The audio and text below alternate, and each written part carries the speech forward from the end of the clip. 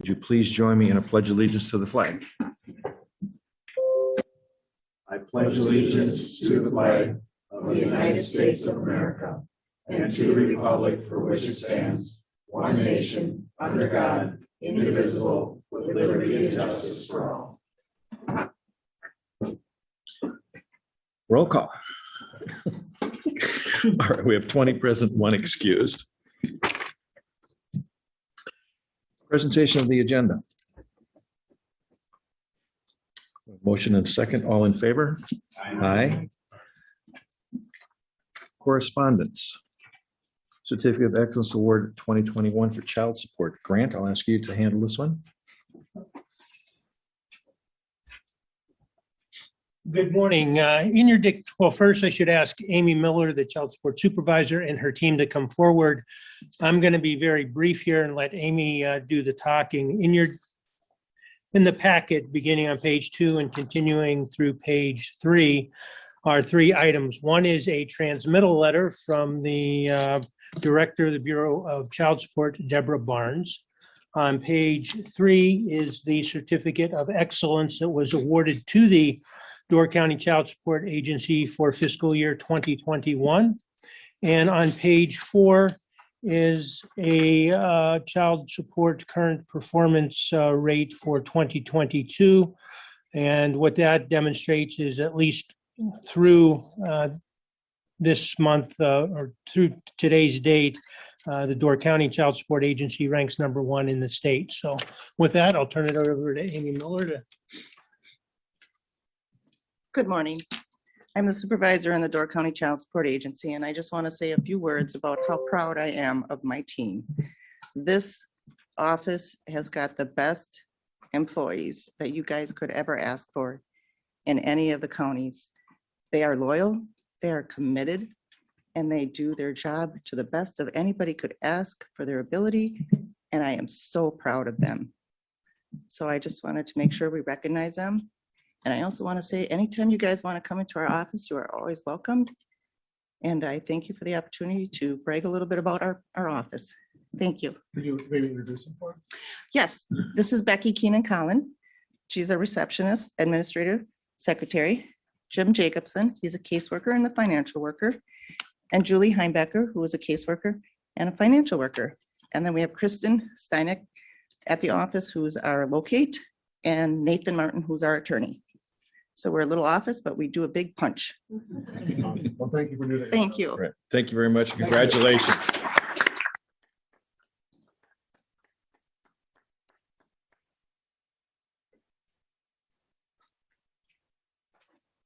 Public comment.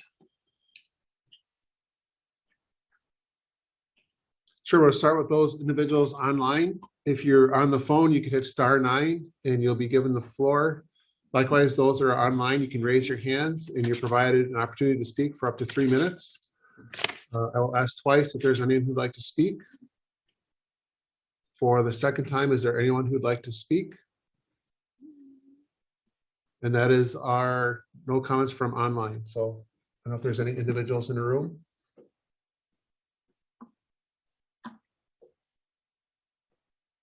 None. Okay. No supervisor's response. Next item, approval of the minutes of the April 19th, 2022 County Board Organizational Meeting and the April 26th, 2022 County Board Meeting and the May 2nd, 2022 County Board Meeting. I have a motion and a second. Is there any changes, additions, deletions, comments, grammatical errors, or other remarks to be made? If not, by voice vote, all in favor? Aye. County Administrator. Sure, if Sue would come up.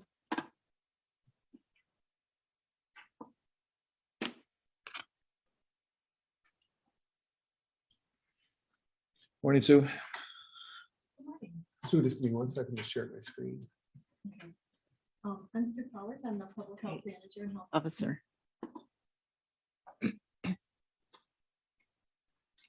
Perfect. You're good. Okay. So big picture, what's going on with COVID? This is from the World Health Organization, and it shows us COVID case change in the last 7 days. And you can see the darker orange is the most change. So countries like Spain and Mongolia have a lot of increase in cases, and then it goes down. The United States has less. So dark green is the very least change, and we're not quite there, but less so than the other countries. Just to give some context, what's going on with COVID. So in the United States, this is the CDC community levels, and you'll recall CDC levels are based on 3 metrics.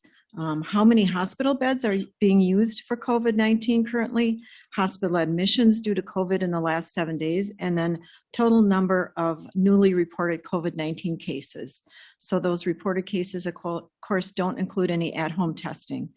You can see the highest levels are in the northeast part of the country and the Midwest, unfortunately, including Wisconsin.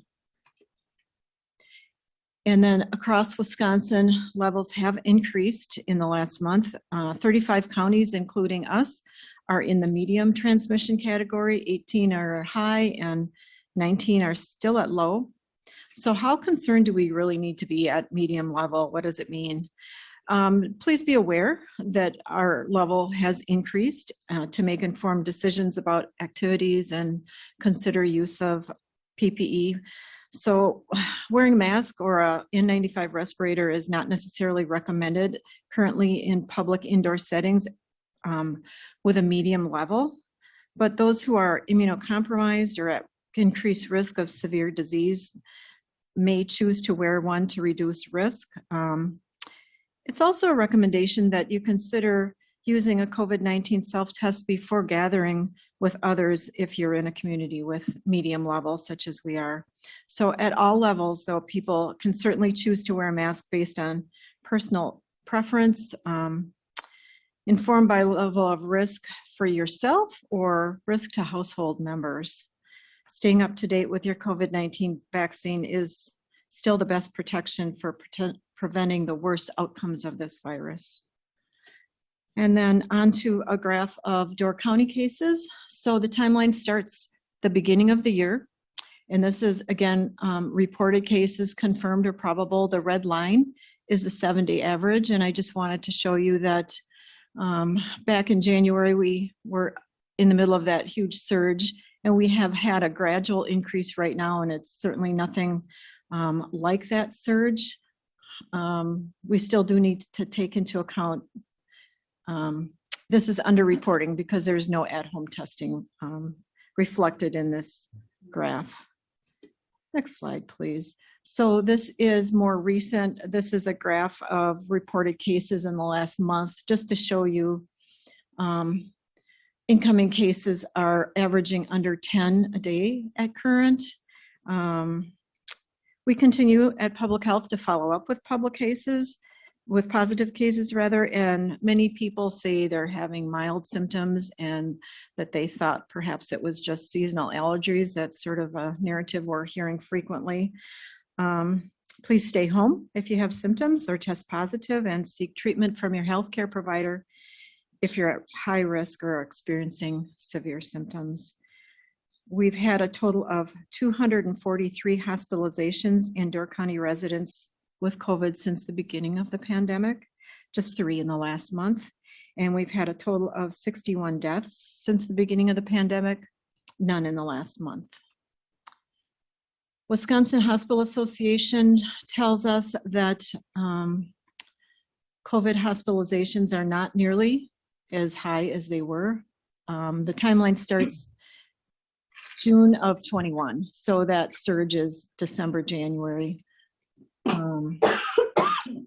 And you can see there's been a slight uptick in the dark line of the total COVID-19 hospitalizations, and the lighter blue is ICU. So hospitals in general across the state and locally are busy, but not taxed the way they once were.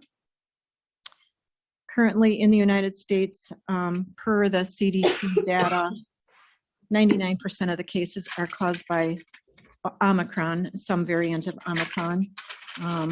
The Wisconsin State Lab tells us that the BA2 subtypes are the most common, with BA2.12.1 being very prominent. Vaccine data. So this is the percent of our population who've completed the primary series. And you can see by the dark color of Door County, we're one of the higher counties at 75%. The state average is 64%. And you can see the breakdown there of the age groups, with the youngest age group having the least uptake. And then booster doses. So in Door County residents, just under 48% of us have received boosters. Again, we're ahead of the state average on that, which is 34%. The CDC, you may have heard, has come out with a new recommendation. And yesterday, the Wisconsin Department of Health Services endorsed this recommendation that kids age 5 to 11 should receive a booster dose 5 months after their initial COVID-19 series. So with this recommendation, DHS and CDC now recommend COVID-19 vaccine booster doses to everyone 5 and older. The CDC also recently strengthened another booster recommendation, encouraging people 12 and over who are moderately or severely immunocompromised, and people 50 and older saying they should get a second COVID-19 booster dose. Booster doses strengthen, of course, and extend protection against infection, serious illness, hospitalization, and death. And at Door County Public Health, we continue to provide Pfizer vaccine by appointment. We have clinics most Tuesday afternoons in this building. We've been also doing monthly clinics at the Sister Bay Fire Station and periodically on Washington Island, most recently once a month there. So please visit our webpage to make an appointment or just give us a call. We can schedule your appointment. We don't turn anyone who walks into our clinics away. It's really nice to be able to plan though on appointments. And DCMC, Bellin, and Aurora all continue to provide COVID vaccine, as well as some pharmacies. And that concludes my report. Thank you, Sue. Any questions for Sue?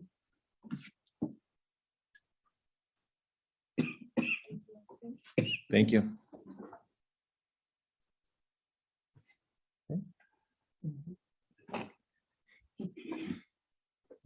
Yeah, another report. Okay. So down to specials. Yes. Okay, we're going to alter the agenda for a moment. We're going to move down to item number 13, special reports. Presentation on Canaan Island in partnership with Door County Maritime Museum. Yeah, so we'd like to have Kevin Osgood come up and also Sam Perlman.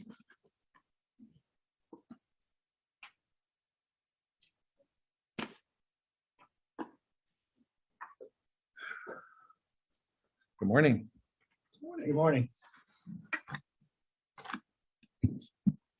Thank you for allowing us to take a little bit of time to explain the story. Everyone knows a lot about Canaan, but some of the behind the scenes history and our relationship, the museum's relationship with Canaan and the museum's partnership with the county to make this unique place just grow into the future is worthy of explanation. I'm Sam Perlman. I'm the Deputy Director and Development Manager. Kevin Osgood, Executive Director, and that's where my title ends. We'll let Sam start off because we're going to start off with just some basics about the museum. Actually, I'll do it. Our mission statement at the Door County Maritime Museum is to preserve Great Lakes maritime history, primarily focusing on Door County, Wisconsin. Seems to make a lot of sense. That's why we're here. Our vision is of the Door County Maritime Museum and Lighthouse Preservation Society, which is the official name of our organization, is to provide the best. I can't read this. I don't have my right eyeglasses on. I'm gonna have to look up here. To provide and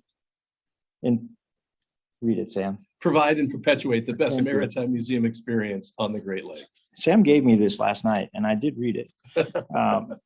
We're one history and 3 ports of call. That's what we talk about, the umbrella of our organization.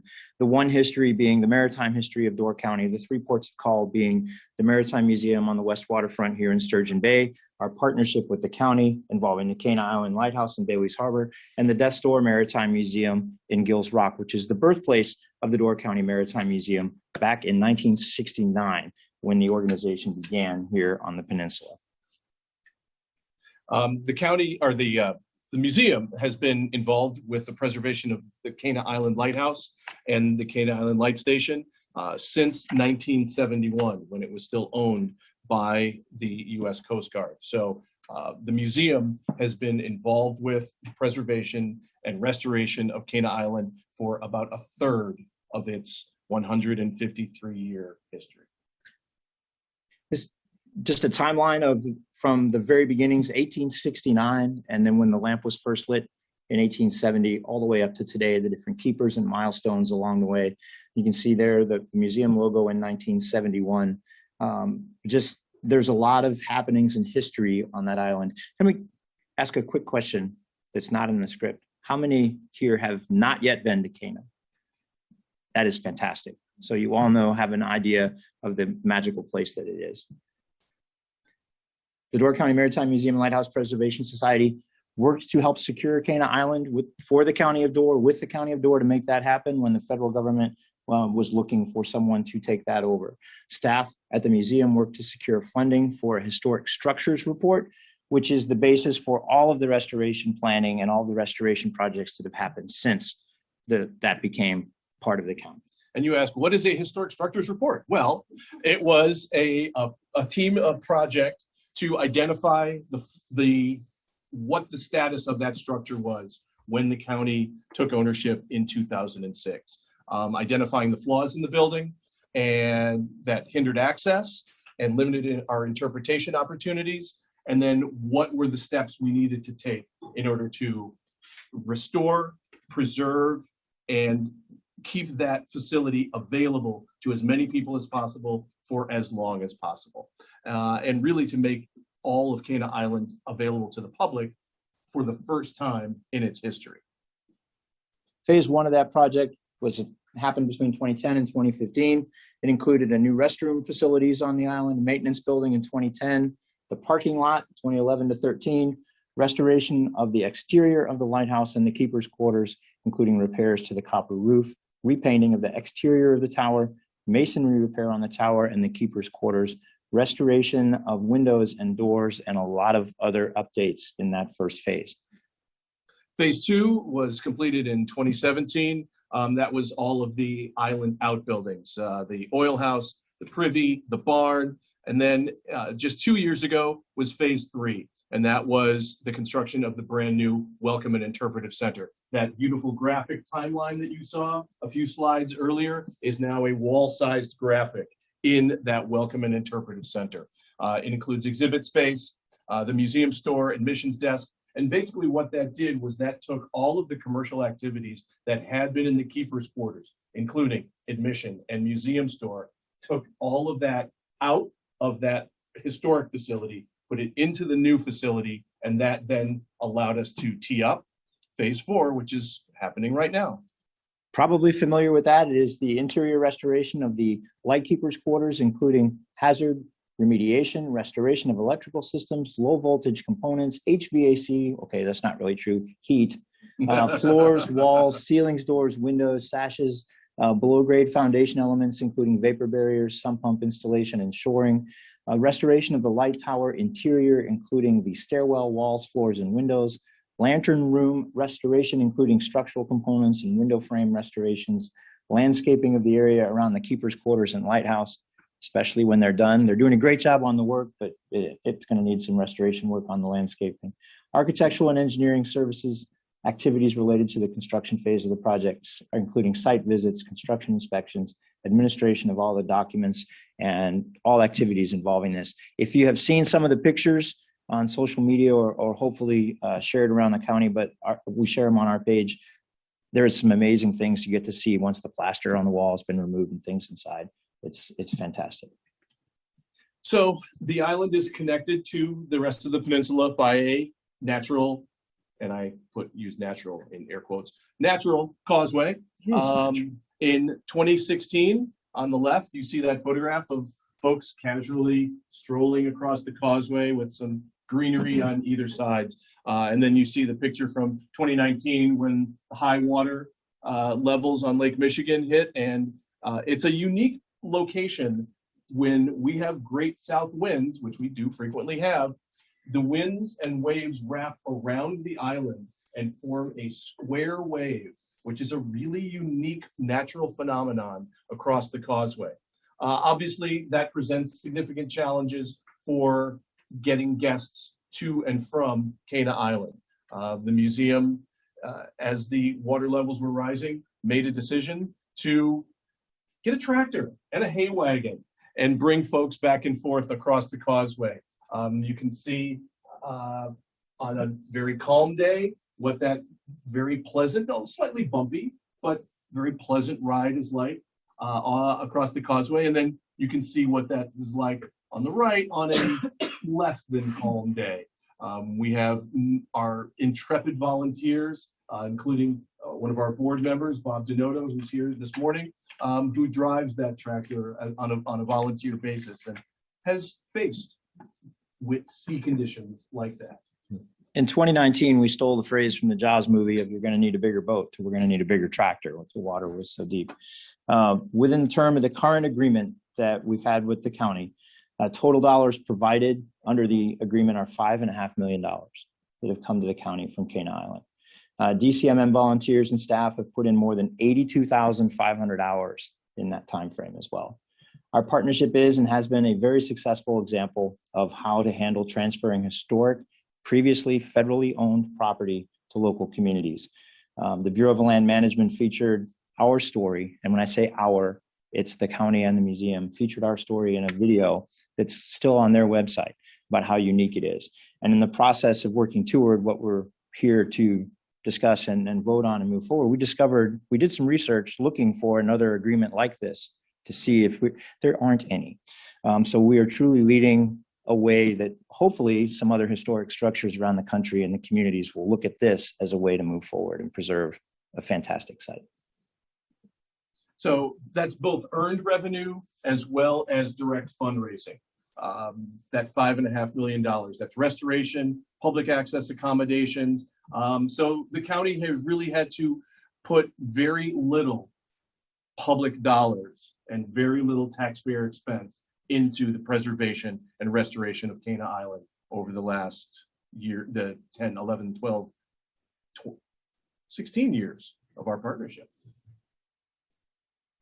Of that $5.5 million, over 1.5 is the earned revenue that is through the yearly payments that we make to the county from admissions that are paid at Canaan Island.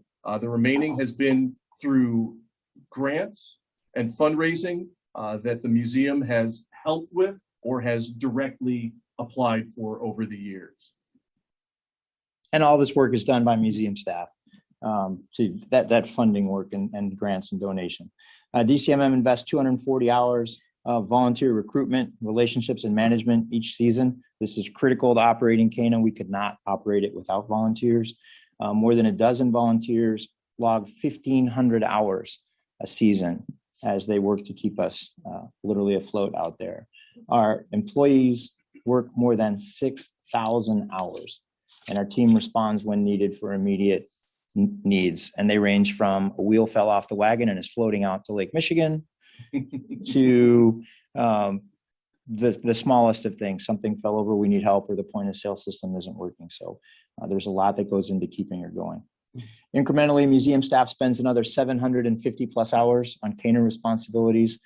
Even especially when the island is short staffed, we'll send people up from salaried staff to work up there. I've done it, Sam's done it, everyone on our team has done it. It's part of what we do. The yearly commitment is more than 8,250 hours, more than 80,000 hours over the 10 years of the last agreement. And we do continue to work on Canaan, even though the island it's still open for those who want to go across when the water is cold or frozen. But we work on it and preparing and planning for the next season.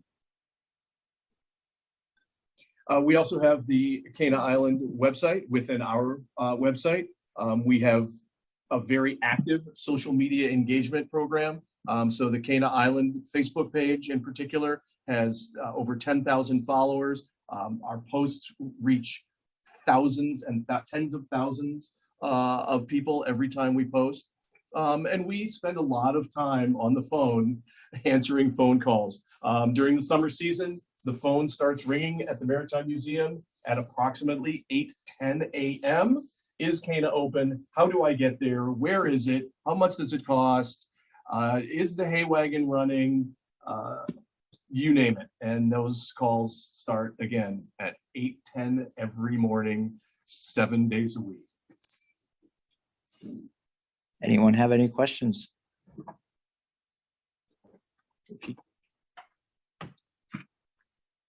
None. Well, thank you so much. Thank you.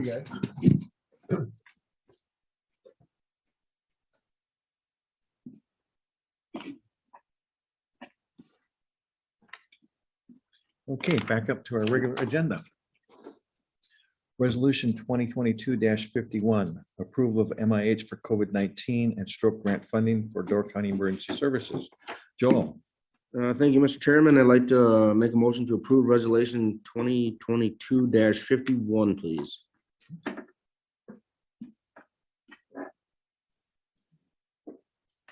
The potatoes of the resolution are identified in lines 18. That was for $9,000 and identifies this for post-stroke prevention follow-up. anything to add? All right. Any questions?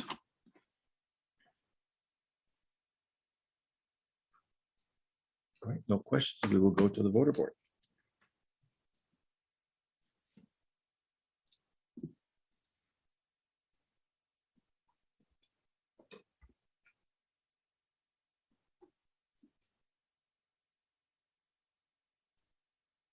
That's passed on a majority vote of 20 yes, 1 absent.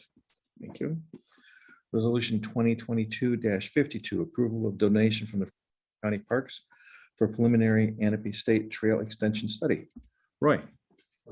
Chair, I move to approve resolution number 2022-52 for the approval of the donation from Friends of Door County Parks for the preliminary Highway 4257 Trail Extension Study. As you can see, the amount is for $5,950, and it is a match from the Parks and Facilities Department. Okay. Any questions on that one?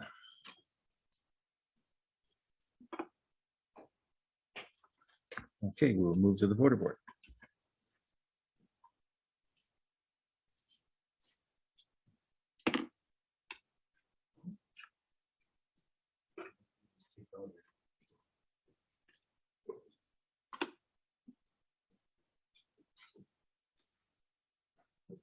There we go. This passed a vote of 20 yes, 1 absent. Resolution 20-22-53, approval of license agreement, Canaan Island Lighthouse Site, Door County Maritime Museum and Lighthouse Preservation Society. Roy. Thank you, Mr. Chair. I move to approve resolution number 2022-53 for the approval of the license agreement, Canaan Island Lighthouse Site between the Door County Maritime Museum and Lighthouse Preservation Society Incorporation. I call on our administrator to give us a little more details. Sure. So I thought Sam and Kevin did a great job just summarizing the agreement, our partnership. If you go to, I guess really page 18 is a start, well, the resolution's on page 17, but I guess the license agreement starts on page 18. If you recall, there was an initial 10-year agreement, and then last year we did this a 1-year extension because we wanted the opportunity to kind of look at our operations and review the agreement in more detail. And I guess this is the product of that effort of sitting down and working together. I'm very pleased. Obviously, we have a very strong partnership with them. We went through the entire agreement. We made some, I guess what I would consider some good updates for both parties in terms of how we operate. I think the best thing to really kind of summarize is actually, if you go to page 24, that is kind of a sample of how we would be able to, I guess, track expenses and then talk about the revenue sharing. So in essence, it becomes very transparent in terms of our agreement. And I think that's what there was always a lot of trust in terms of that, but there wasn't, I guess, a good way for us to track the working relationship.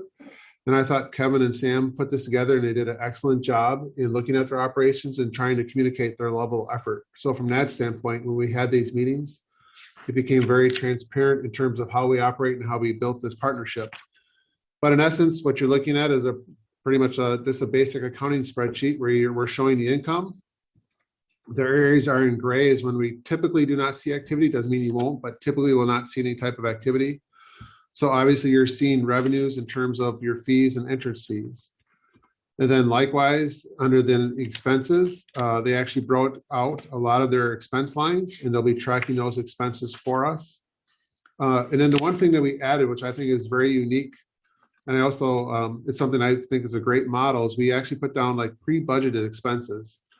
So the one thing that we had talked about is that we need to, I guess, meet more often in terms of our partnership.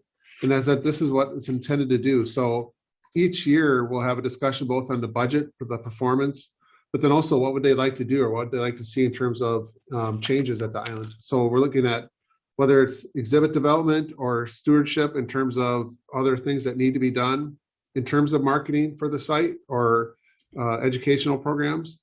And then obviously also the development and grant reporting. So are there other opportunities where we'd like them to work on our behalf to try to apply for grants to do future restorations or maintenance? So again, it's a basic sheet that comes through. It shows then what your total revenues expenses are, and it gives you the cash balance. And then that cash balance is then divided 75%, 25% between the county and museum in terms of that. So that's really the guts of the agreement itself. This in a diagram, which I think is very good, but if you went back to the agreement, that's what's broken out in terms of the wording within the agreement. And I think from that standpoint, if there's any other questions I can ask them, but I think it's a very good agreement. I appreciate working with the Maritime Board and also Sam and Kevin on this. I think it's a great step forward, so. Bud? On page 20 under N there, it says about prior written consent of the county for any alterations. How would that be handled? Who would give the consent from the county? In most cases, all those run through Wayne. They both have the plan in terms of what's, I guess, allowed in terms of any type of modifications to the site. But usually if there's any type of work, they get that authorization through Wayne. Vinny? Just so I'm understanding the agreement correctly. So it says on the last page, sorry, let's get to that page quick. Page 23, the general goals and objectives. And then it's the Door County Facilities and Parks orders, the ordinances, policies, procedures, and rules would all apply. So does the county park department do the landscaping, mowing, maintenance kind of things in that order with grounds? And then the Maritime Museum is focused on the building, or is it all county building and grounds maintenance? I couldn't tell from this agreement. So Wayne, do you just want to give a quick answer on that part? Because I know you guys do a lot, but I'm not sure the exact line, so. Or just generally? Yeah, so generally I can understand how it's confusing because it is still a county park, but then they still manage it and operate it during the seasons, right? Yeah. As a tourist destination for the most part, and then under their different mission goals, right? So yes, we do a considerable amount of work out there from the parks perspective. So, larger trees and brushing. So they don't have that equipment, but we do. And then we still take a lot of ownership in that property and do some of those things. Now, throughout the summer, they mow, they do all that stuff. The flowers, that's all Maritime Museum. That's not my crew going up there to do that, as well as minor maintenance within the buildings. But as we move forward, we'll see that we'll have to come back to that tower again, right? It's in a very hostile environment and do preservation, 5-10 years down the road. So those major projects will be taken under with the museum as well. Okay. Does that help? Yeah. And the only other part of the question I had is there a process for a fee waiver if someone needed that based on a financial need or a nonprofit organization doing an event there?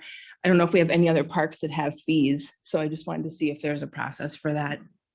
Yeah. So since we don't have a pavilion out there, like that's where we would have fees for, like weddings or family reunions, things like that. That's not a part of our fee program, but they may have something different that they do during the operation of the summer. We have a couple of different programs that we are involved in. We are what's called a Blue Star Museum, which is a partnership between the National Endowment for the Humanities and the Department of Defense. That the Blue Star program allows free admission for all active military and their immediate family from Armed Forces Day through Labor Day. We extend that through the entire year. Now, obviously, that's not as applicable in December at Canaan Island, but that does apply to this Maritime Museum here in Sturgeon Bay. So that is one program. Another program that we have a partnership with the Door County Library is every branch of the Door County Library has a museum membership pass that is on reserve. And anyone with a library card can check that pass out, and they are then a member of the museum for a week. And they can go to all of our locations and use that member pass, free admission at all three of our locations. They get the same benefits as a membership, so that they even get the membership discount in the museum stores.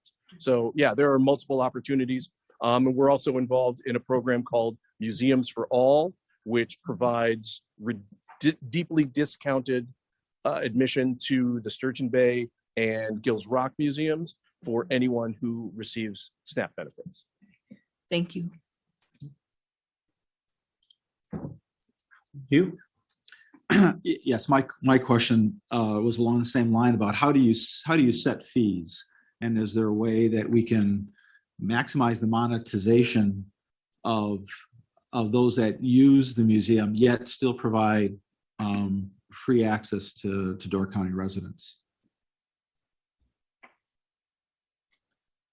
Sam, do you gotta maybe come back and have it as just a quick explanation of how you guys set your fees each year?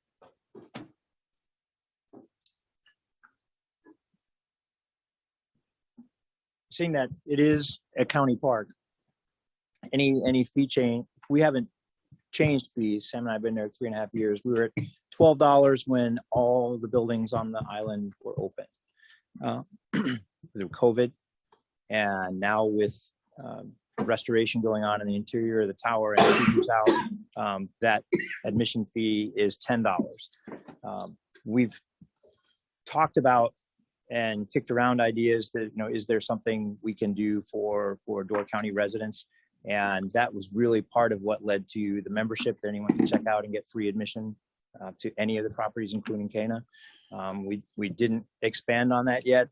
We get through all of this. It's something obviously we can revisit. That's something that we can discuss in that yearly meeting that we put on ourselves, both the county team and the museum team, to get together once a year and have that discussion that can involve pretty much anything. So there will be opportunities to have that and look at that and discuss it. But as of right now, it's mainly through those programs that Sam just outlined. Bud? I maybe should have asked this during the earlier presentation, but in years past, Calms Propane used to deliver cylinders of propane out to the island up through the Causeway on pickup trucks. I'm just wondering if you have private vendors still making deliveries out there? No. There's nothing requires propane on the island. It's all electrical now.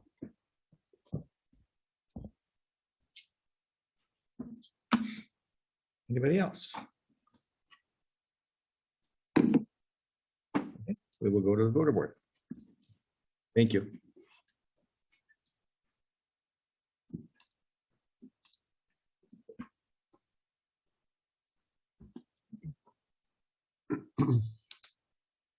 That's passed on a vote of 20 yes, 1 absent.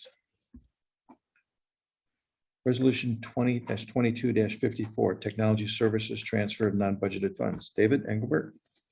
I'd make a motion to approve resolution 2022-54 for the transfer of the non-budgeted funds to technology services. As explained in the resolution, with COVID and other things going on, that there's more virtual meetings and so much more service required and backup. There's an additional server needed. So the request is for a transfer of $50,000 from the contingency to capital outlay to support this virtual environment change. Any questions? Jason? Explain that? Great explanation. Okay. All right, we'll go to the water board momentarily.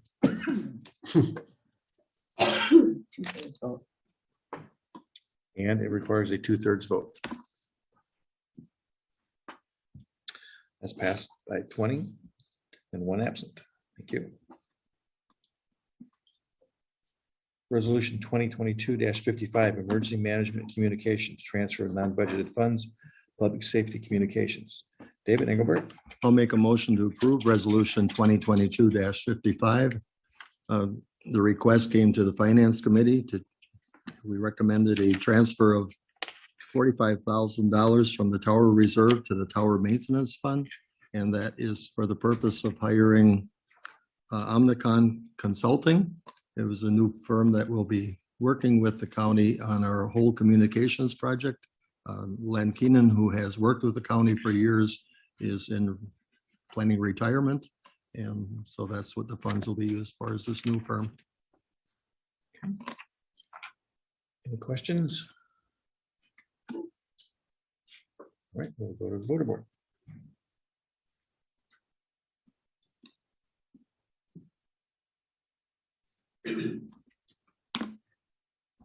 Passed on a vote of 20 yes, 1 absent.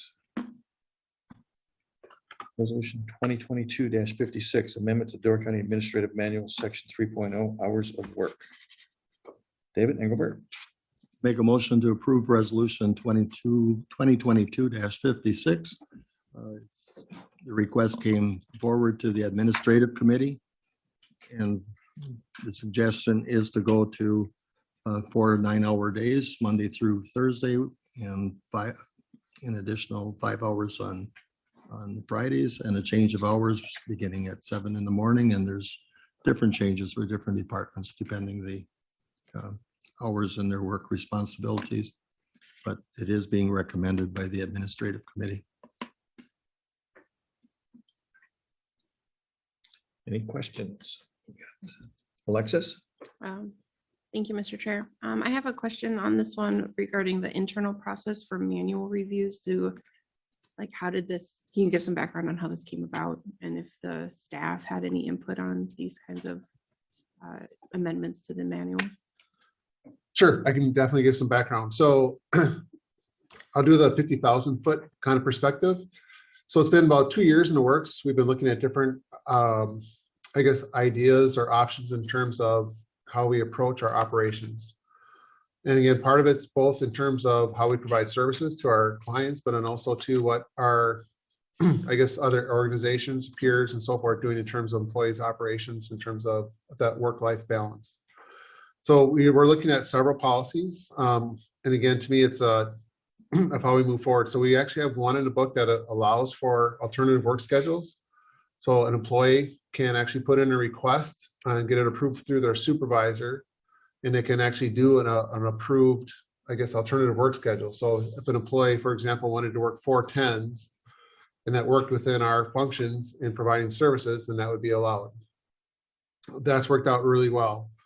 One of the other items that had come up is also remote working, in other words, working from home. We are working on a draft policy that was discussed at Edmond, but it went long. So that'll be discussed next month in terms of an opportunity. But then another option then also was, considered what we have before you here is the hours of work. And really what we did is we went through and we polled all the department heads first. And they went and they actually had staff meetings in terms of, the impact in terms of their operations. And then we actually broke it down by individual buildings in terms of how we operate. So under this policy, it's an opportunity to allow the employees to do things. But again, I think what we're really focusing on is how we're providing our services. So for example, let me just kind of go through our primary buildings or facilities. So Highway already does have a modified schedule for the summer. They have always done that. So they're already doing that. At the Justice Center, just due to the court system, that building would not change their hours of operation. At the ADRC, they are going to implement the schedule, but their schedule is a little bit different just in terms of being open a little bit longer on Friday for the meals. So theirs is a little bit of a hybrid, but they're giving that opportunity. So when we come to the Government Center, again, we're looking at doing this schedule, but also too, just please note that, again, we're really looking at a provision of services. So the building itself, although we'll have our offices, many of the offices closed, Human Services will have their scheduling still done by appointment. And the main reason why they're doing that is because a lot of those appointments are already scheduled out 3 months in advance. And the policy as it's written goes through October 1st is the way it's stated. And they don't want to go back and forth with their provision of appointments. It makes it very difficult for them. But also FSA is still open. So the building itself will still be open. And we'll do the proper, I guess, marketing or communications, both in terms of signage on the website, but also the building. But again, it provides an opportunity for the employees to actually go through this process.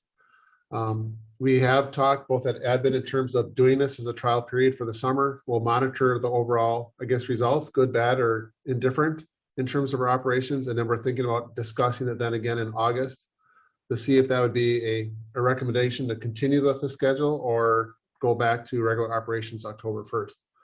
But it did go through all the department heads, and they actually had individual, I guess, meetings with the staff. And they discussed both this schedule, but also the remote policy and also maintaining our alternative work schedule. So I have one more. Sure, go ahead. Thank you. And then thank you for going through all that. I appreciate the background. The one specific question I had was about facilities and parks employees. It seems like that's being, the change is setting boundaries on the times versus just needing to schedule as necessary. And then the way that it's written, it seems like we're mandating overtime. It's 11-hour days, Monday through Friday. But then it goes into saying 8-hour shifts. So I'm just curious on like, can you clarify that part of it for me, please? sure. So that's more for the seasonal staff, correct? If I'm looking back to Kelly and Wayne. I mean, that's what but that's underneath it. So the first line does not specify.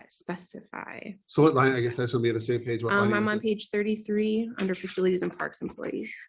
I can probably answer that pretty quick. Rather than us putting in 5 different schedules that identify 8-hour periods for all these different buildings and seasonal staff, we just had a core hours from 6 a.m. to 5 p.m. So for instance, we start at 6 o'clock at the library so we can get that work done before the library opens at 9. We start early at the Justice Center so people can get in and out of some of those professional offices before they open at 8, as well as seasonal staff. So some of that park seasonal falls within that 6 to 5 as well. But we also have park seasonal that is way outside of that 5 o'clock. Right. So they'll go till 10 or 10:30 when you're talking about the security officers that may do sound monitoring for the races or just checking our boat launches late into the evening. So that piece really isn't even in there. And Right. that's always been just a legacy position. So there are so many variables in how we manage the different buildings. Right. I mean, I can put in 8 different schedules, but I don't know if that's. No, I'm helpful. just saying the way that it's written now, one could read, but again, it is what it is. So Sure. it's fine. Yeah, I'm it's just really curious. just designed to have, an 8-hour shift within those core hours of the 11. Got it. Thank you. Any other questions? Thanks, Wayne. We will go to the voter board.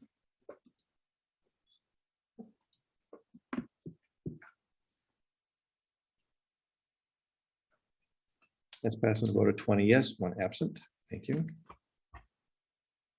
Resolution 20-22-57, approval of non-native Phragmites control agreement with Mergent.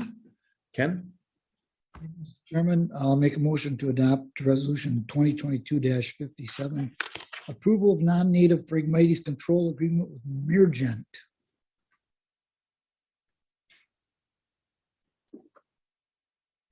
Any questions? Mr. Chairman, I have one. Please. I know it says on here that there is no fiscal impact, and was it line 8 and 9 say efforts using American Rescue Plan Act funds and grant funds. I looked through this thing, I think 4 or 5 times. I couldn't find anywhere where it said the dollars we're expending. Now I know it's no fiscal impact, but we're entering into a contract with Mergent. And we discussed it at the committee meeting. I'll agreed on it.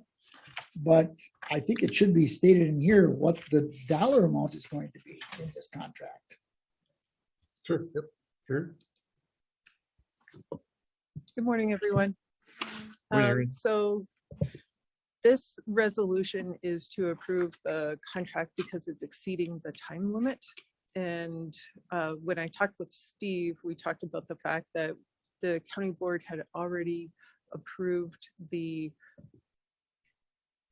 concept of the project through the Rescue Plan Act resolution. And so we already have county board approval for the project itself. This resolution is for the contract exceeding the term length. I can tell you how much it's for. I would appreciate that. Sure. So one of the things we talked about was how much to include in the county board agenda packet because it runs very long. It's over 50 pages, all of the addendums.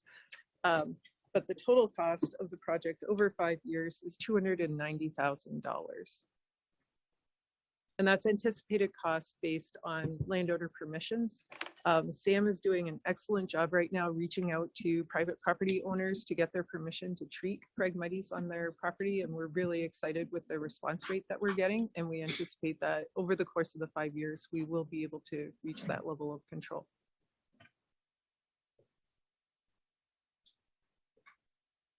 Thank you.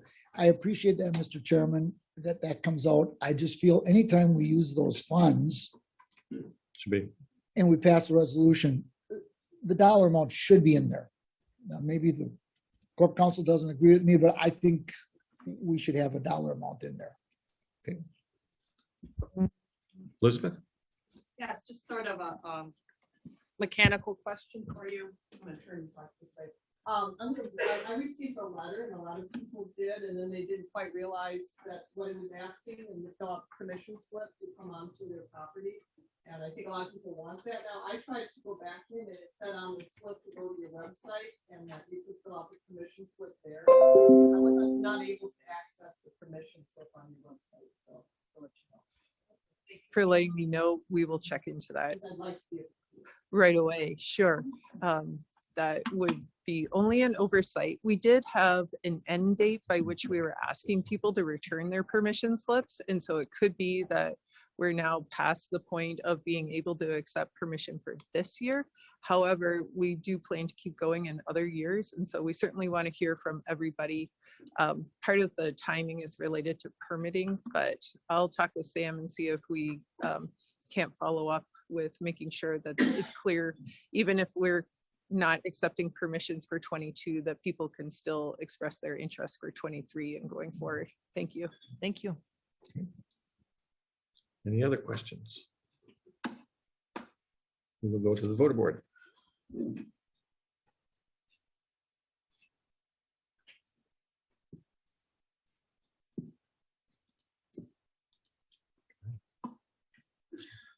That's passed in the vote of 19 yes, 1 abstention and 1 absent. Thank you. Resolution 2022-58, use of American Rescue Plan Act fiscal recovery funds for affordable housing grant to Workforce Housing Lending Corporation Revolving Loan Fund, supporting the development of affordable housing rental units in Door County. David Engelbert. I'll make a motion to approve resolution 2022-58 for use of the rescue plan funds for this housing project. It's the second aspect of the money that was allotted towards the building projects, the housing projects. And it's in the amount of $500,000 as a grant to the Workhouse Housing Lending Corporation. And I'm sure the administrator or Mariah can expand on the details of this lengthy agreement. Sure. So what I will do is actually we have Mariah and also I'll introduce Noel Harrison. He's with Green Bay Neighborhood Works. So maybe they could both maybe come to the front so that we can see you. And they'll give you some context because this is a really neat project for us.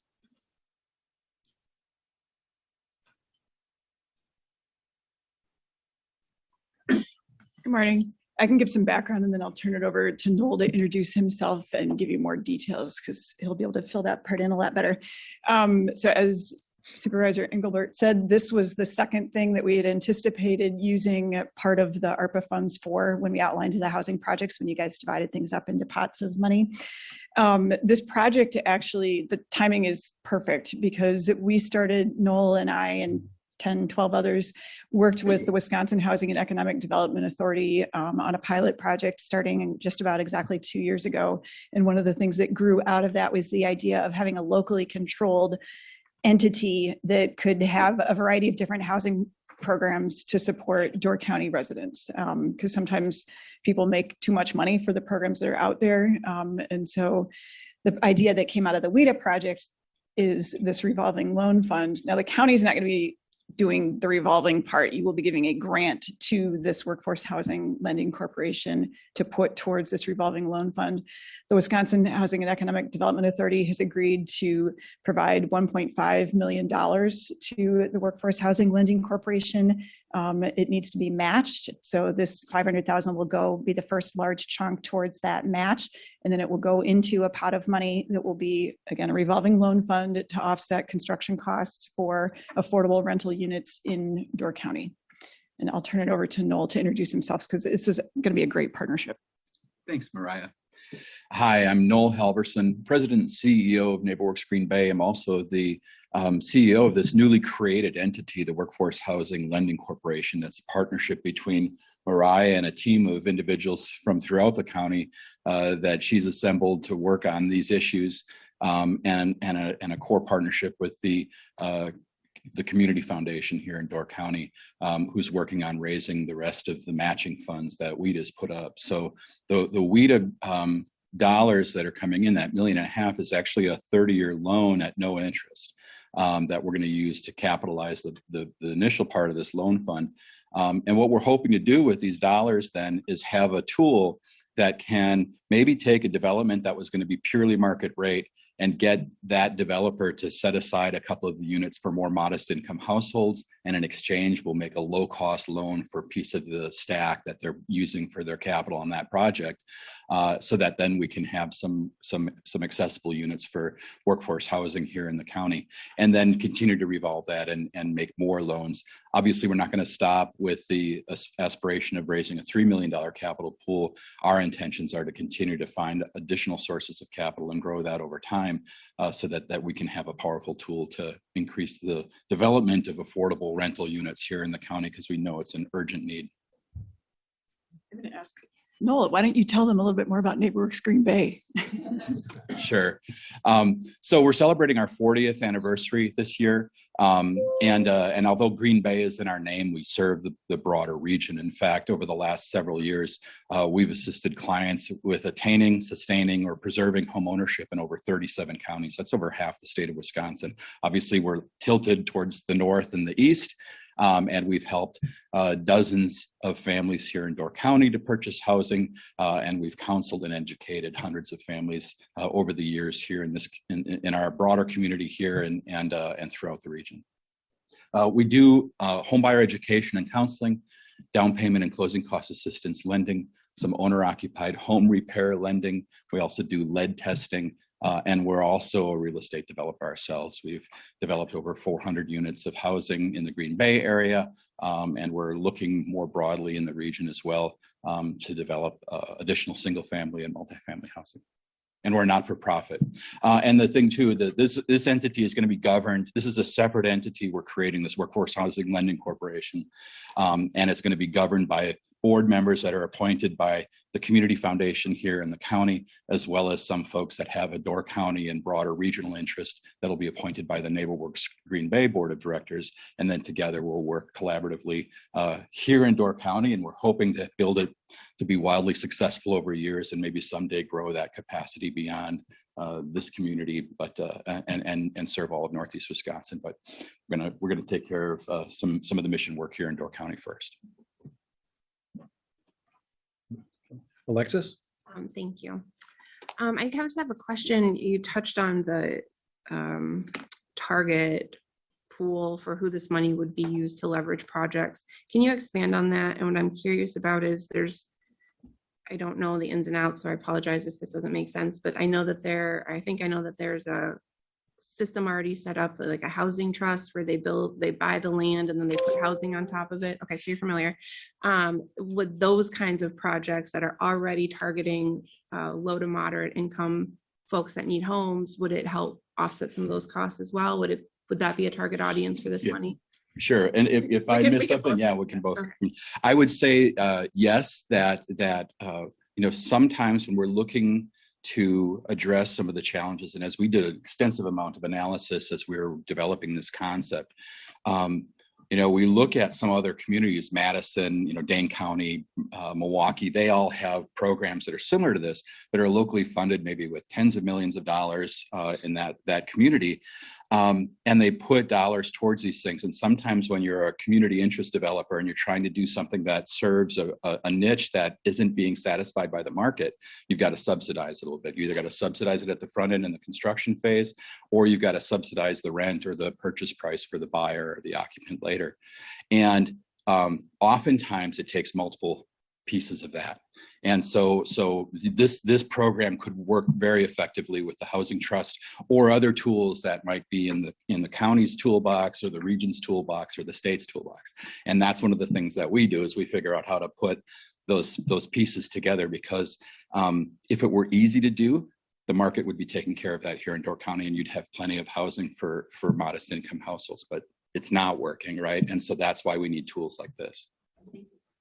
I can add a couple of comments. So you've already allotted between grants to the Village of Sister Bay and the developer of the Shoals in Sister Bay, that 45-unit apartment building that's going to go right next to the daycare up there.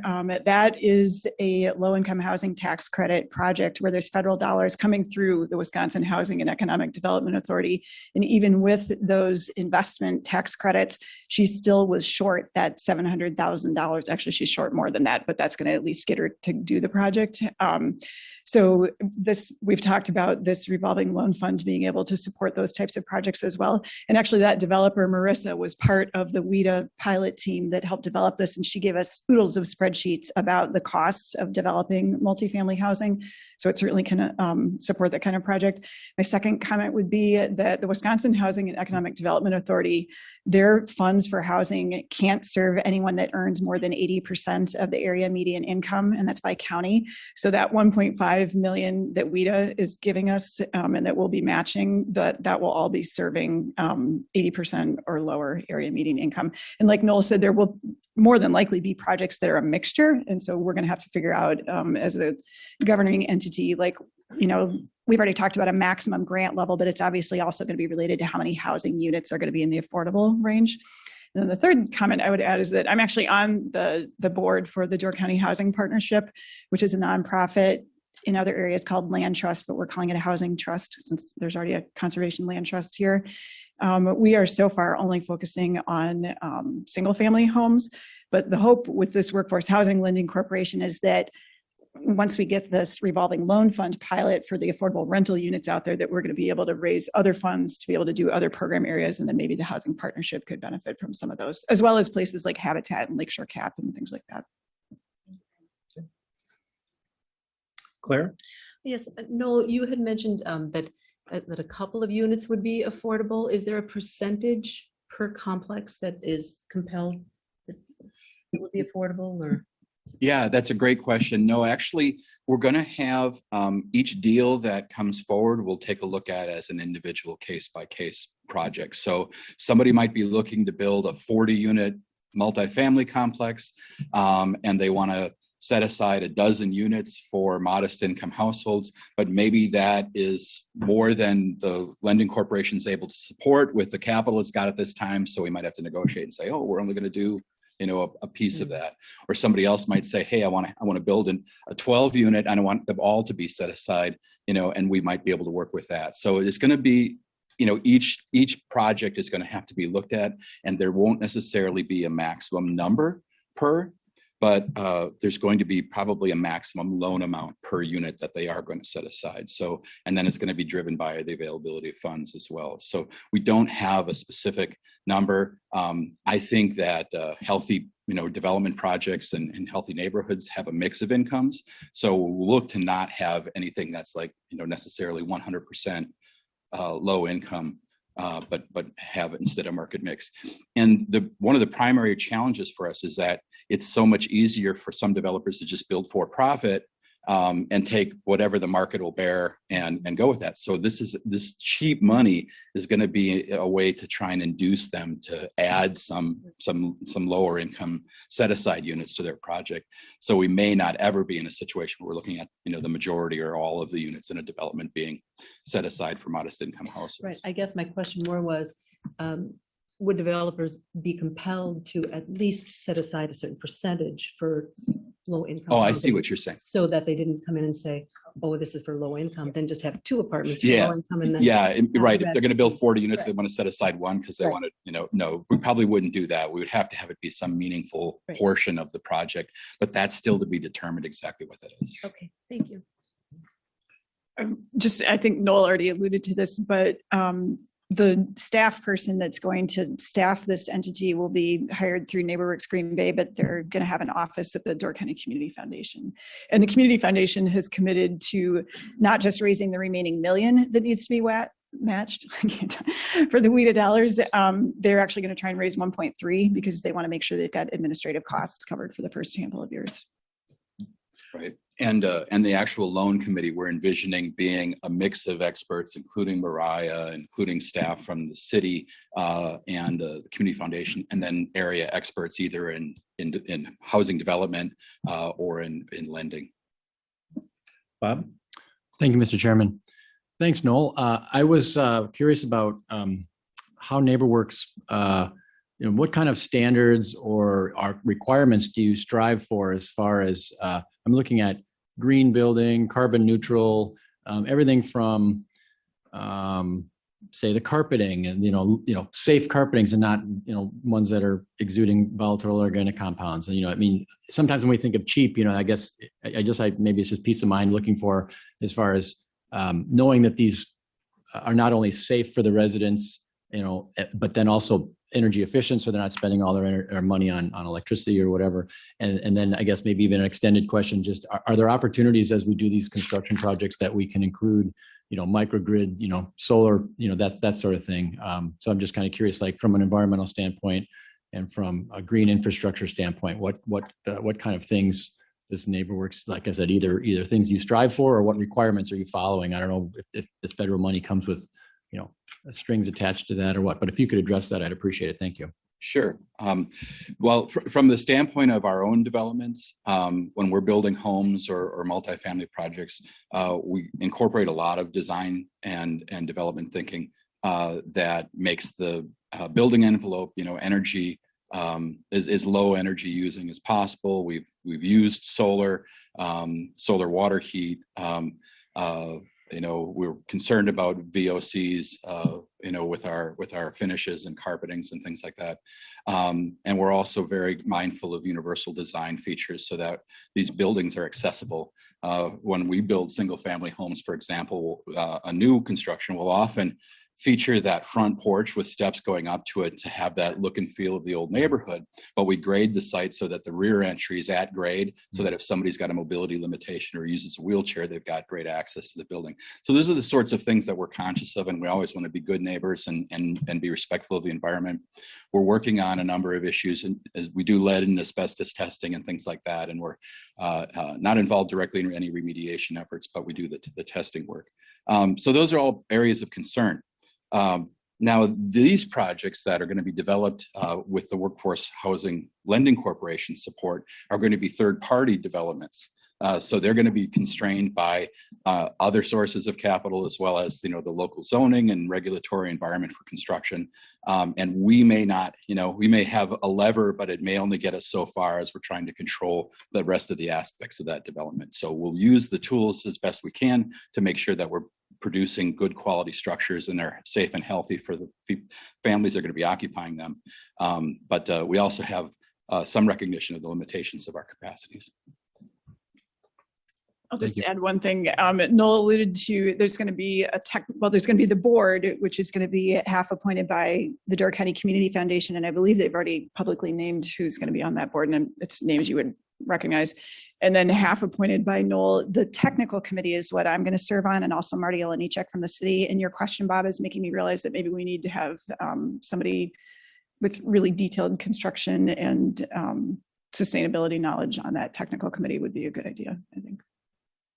Because the membership of that committee is not set yet.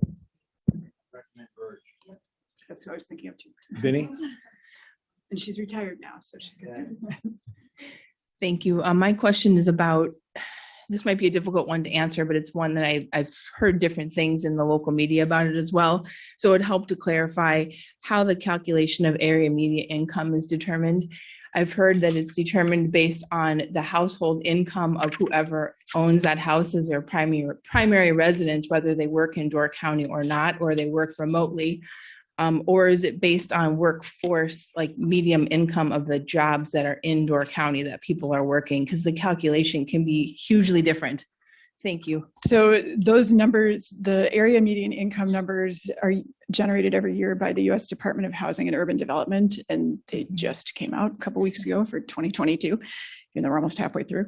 And I think it just takes into account all households, not just workforce. That actually, in my opinion, works to Door County residents' benefit in some ways, because the numbers are a lot higher when you include people that are maybe living off of significant retirement incomes. And so that would mean that more people can qualify for some of these programs. You can correct me if I say anything Sure, wrong. no, that's absolutely correct. And then in the determination of the eligibility of any particular household, it's the income of all members of that household. And it's based on the county where they reside. So we would be using Door County to calculate the eligibility of any particular family for that occupancy. Question, which is how do these, once they're developed, be maintained as affordable workforce housing? Would they be put into a trust to do that? Or does it go into 5 years, 10 years? Like, how does that contract work with the person who's building these so that they stay affordable? Right. There'll be, now in the case where the property goes into trust, as we anticipate some of them might go, there's mechanisms that the trust has established that will maintain that affordability. For the purposes of a loan where it's going to be a rental property in perpetuity, and there's, several units in that building that are set aside, we'll have a compliance mechanism where it may be, for 10 or 15 or 20 years that, we have to receive an annual report from that property owner documenting that, those units were only occupied by, working families that met the income requirements of the program. And then failure to comply would be a default of the terms of the loan. Anybody else? David Engelbert? I want to thank Mariah for all the work she's put into these building projects. It's a really complex, complicated, new time, sometimes course of operation. And I guess for the new county board members, this resolution is a second part, the final money towards the housing issue, the pot that the portion of the 5.4 million approximately that the county will be receiving in ARPA funds. The last resolution was on the Phragmites that was approved at a previous board meeting. And then even the next resolution on the childcare is again part of the ARPA fund spending, the different pots that the county board approved that money be put into. So if the new board members want some more explanation of that, maybe the administrator can do that, or they can get that one-on-one, but it's things that have been happening in the past few months and will continue. Okay, thank you. No other questions? Thank you very much. We will go to the voter board. Two-thirds vote. Okay.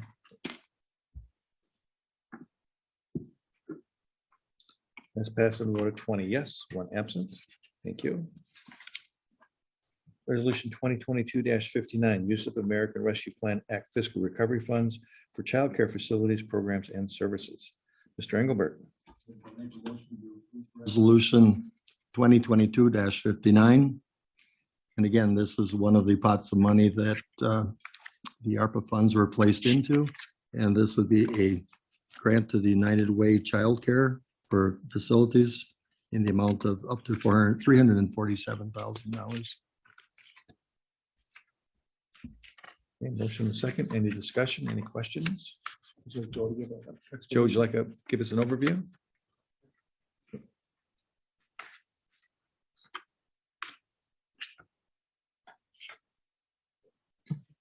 I think most of you have heard about this a few times along the way, but it is a partnership with United Way and an attempt to enhance or improve our childcare throughout the county. This project is helping support a position at United Way whose primary responsibility is to work on this project. And one of the goals that we're excited about is kind of getting some collaboration going for those folks who are providing in-home services, help them with some education requirements, certification requirements, those kind of things. So this is a project that we've been working on for the past couple of years. And this just gives us the ability to have a paid staff person that keeps working on the project as opposed to lots of pieces of people's jobs. I'm glad to answer any questions if there are any.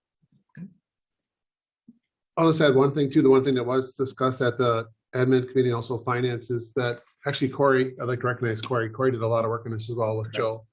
But they have worked out with United Way a whole series of performance measures in terms of check-in points to make sure that we're making progress on this.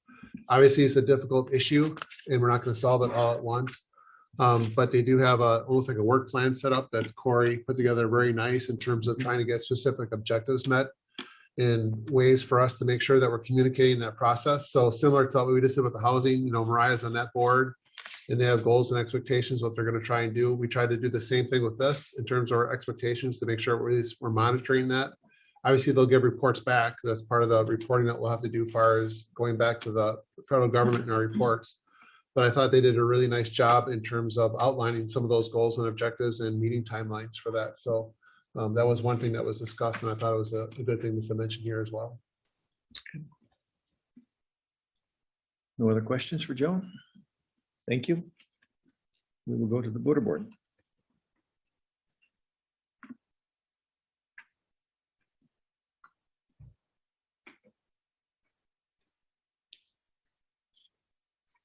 It's passed on a vote of 20 yes, 1 absent. All right. We're going to take a 10-minute break and be back at 10:30 to finish up.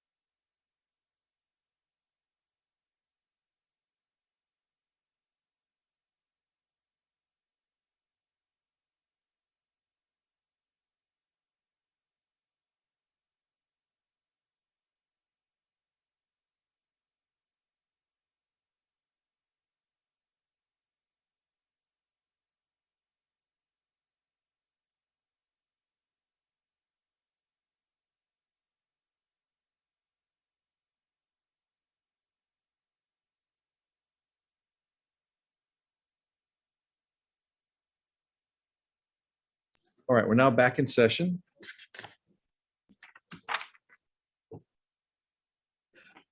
Resolution 2022-60, committee appointments. David? Sorry. I was talking, I apologize. Okay. I missed what you asked. Oh, the committee appointments. Okay. Yes. I need to find the resolution. There we go. Okay, I'll make a motion to approve 2022-60. Oh, that's the wrong one. Yes, no, it is. It's correct. Okay, appointment to committees, commissions, and boards for the zoning board of adjustment. Make a motion to approve that resolution. Okay, we have a motion second. Ken, you want to add anything? Sure, just a brief explanation. We had just one replacement for the broadband committee, and then we also have obviously the two appointments for the zoning board of adjustment. Both of their names are the names for the zoning board of adjustments. We provided this a little bit of background, and also for the broadband committee as well. But is there any questions? If not, by voice vote, all in favor? Aye. Opposed? Thank you. Ordinances. Report denial recommendation for Kevin, is it Diemert? Diemert? Diemert? Okay. Report is in there. I know Dave is not here. Is there anybody on RPC that would like to interject anything on this? Since it's a report, we can do it by voice vote. Sorry. You need a motion and a second and Roy wants. Oh, I thought I had it. Sorry. Roy, go ahead. Thank you, Mr. Chair. Just the report is, it states it was denied. And the reason it was denied is that the town of Sebastopol put a resolution in. And so the Board of Review had no choice but to, research development had no choice but to deny that or go with another zoning. And the other zoning was going to be the same thing. So it was denied for that reason. Okay. Would somebody at RPC like care to make the motion? We have a motion and a second. Any other discussion? By voice vote, all in favor? Opposed? Carried. Thank you. New business, rule of order number 42, remote options for meetings and hearings. Mr. Engelbert. Okay, I'll make a motion to approve that resolution. it's not a resolution, it's our rules. The rules, okay. Okay. The adoption of All right, we have a rule motion. number Second. 42. Explanation? Sure, I'll give you some context and Grant can back me up, but this is one of those items that we had discussed in regards to, again, when we went into our COVID operations and we came back out from the emergency order, there was always a discussion on what should we do in terms of remote access or remote attendance to meetings. And that was asked by the county board for the administrative committee to come up with a policy. The policy was drafted a few months back, actually was in winter, but then also the numbers were starting to surge. So we actually postponed taking any type of action. Again, the numbers, as you've seen, are trend back down. I mean, obviously they've gone up a little bit just from what we've seen before, but there was still a discussion in terms of how do we want to handle remote options for meeting attendance. So in essence, I don't know if Grant, if you'd like to walk through each section really quick, you did a nice job at admin. Thank you. Do it relatively quickly. Paragraph A is remote options for public access. And what that provides is that Door County will endeavor to maintain a remote view only, except for public comment agenda items, options for public access to meetings and hearings of the county board and its subunits. The reason for doing so is it's going to advance the purposes of ensuring government openness and transparency. Paragraph B applies to remote attendance of and participation in a meeting of the county board or its subunits for county board supervisors and other members, and allows it only for those who reside on Washington Island or for whom in-person attendance at a meeting would not be possible or would present significant difficulty. Paragraph C deals with the remote attendance of hearings by parties to, participants in, and attorneys or other representatives and witnesses. And we've provided that it be potentially allowable on a case-by-case basis at the discretion of the committee, board, commission chairperson, or their designee. What we've emphasized in that paragraph is that in-person attendance is the rule and remote attendance is the exception. And we've put in the same standard as we did in paragraph B, that it would be allowable for those for whom in-person attendance at the hearing would not be possible or would present significant difficulty, and provided that requests need to be made in advance of the meeting and that efforts would be made to facilitate reasonable access to the hearing for such individuals. Finally, D, any meeting hearing conducted remotely must still comport with the Wisconsin Open Meetings Law and be consistent with the Attorney General opinions and opinions that have been offered by the Wisconsin Office of Open Government Advisories. If anybody has any questions, I'll try to answer them. I think it's pretty simple and straightforward. Questions? There we go. Rodney? So am I correct in assuming for B, remote attendance, if someone's on vacation or something, as long as we ask ahead of time, that's still fine?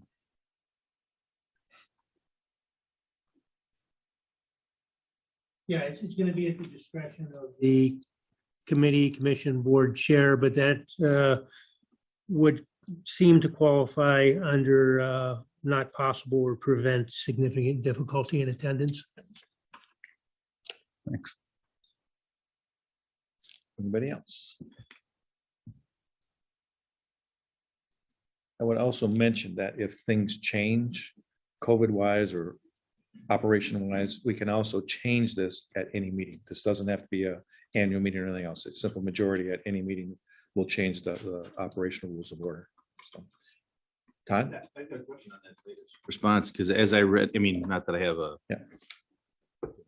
position one way or another, but as I read paragraph B, and I thought, as we discussed it in the admin meeting, that paragraph B applies to Washington Island only. And if you read it, it would let you tend to believe that paragraph B is specific to Washington Island, not necessarily for the entire board. So am I wrong in the way I'm reading that, or did we misinformed in the admin committee?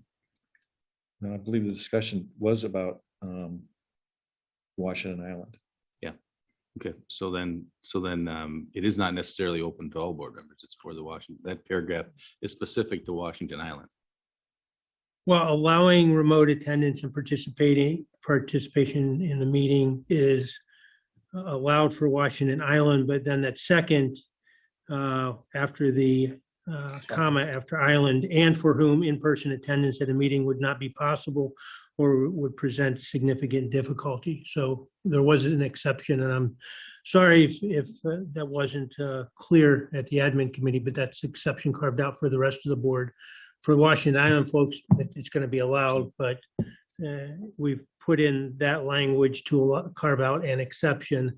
Again, in-person attendance is the rule, and the attendance remotely would be allowed for somebody who was not a resident of Washington Island if the in-person attendance in a meeting would not be possible or would present significant difficulty. And that would be a call of that committee, board, or commission chair. Chair, okay. And so paragraph C, remote attendance, applies to individuals that had a something before a hearing, the RPC or HHS or other Correct. hearings that will be held, so that those would be attendees, not necessarily supervisors. Yes.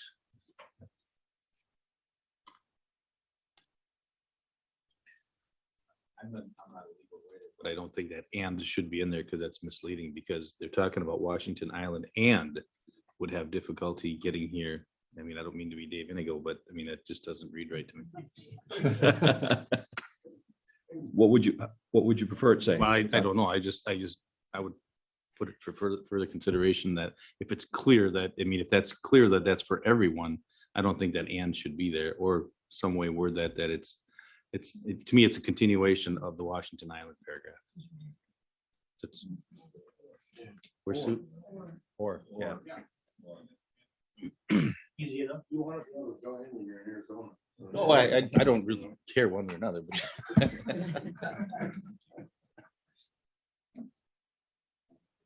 So we'll change that to an or. We'll do a friendly amendment.